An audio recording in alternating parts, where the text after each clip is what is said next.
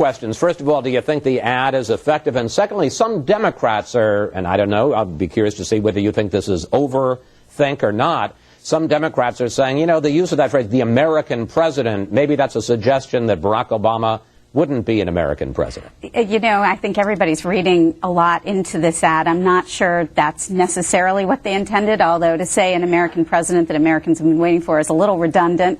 I mean, I think we can all infer if you're running for president that you're running for president of the United States. I think that most people in the McCain campaign believe that Senator McCain's story, his personal story of being shot down over Hanoi and being a prisoner of war for 5.5 years, and his lifelong passion and interest in foreign policy and national security issues are his #1 strength, and that the more they can tell voters that story, the better off they are. Bill, the Democrats are taking their own shots. They reacted very sharply to that ad. They say McCain, this is party chairman Howard Dean, said McCain may try to reintroduce himself to the country, but, and let's put it up, McCain, is a blatant opportunist who doesn't understand the economy and is promising to keep our troops in Iraq for 100 years. I got to say, Bill, I think you can call John McCain a lot of things. Opportunist?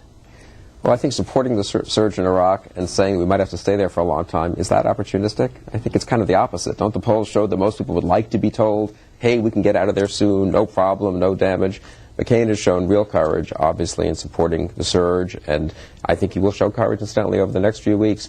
As Britt said, we've got to win this showdown here with the Iranian-backed militias. If it means slowing down or stopping the drawdown of troops, I believe McCain will call for that. And I think he will say that we've got to win, and we can't have some artificial note. It's better to win with 18 brigades in Iraq than to risk losing by drawing down too fast to 15. So the opportunist line is just ludicrous, and I don't think that hurts McCain at all, that criticism. McCain actually revels in saying the thing that you don't want to hear. And he says it first. He, in fact, when he gave the economic speech this week, he almost didn't really acknowledge people's pain, as Bill Clinton taught us you have to do, before going right to saying, I'm not gonna give away the store. Well, you know, I think that though, when you look forward now here, McCain is in an odd position. Is he going to, with Petraeus coming to town to report on all this, is he going to say, oh yeah, things are going well in Iraq? I don't think he can say that. To Britt's point, what I'm reading in the papers, Britt, is that the U.S. military is having to help Maliki because Maliki's forces are not proving effective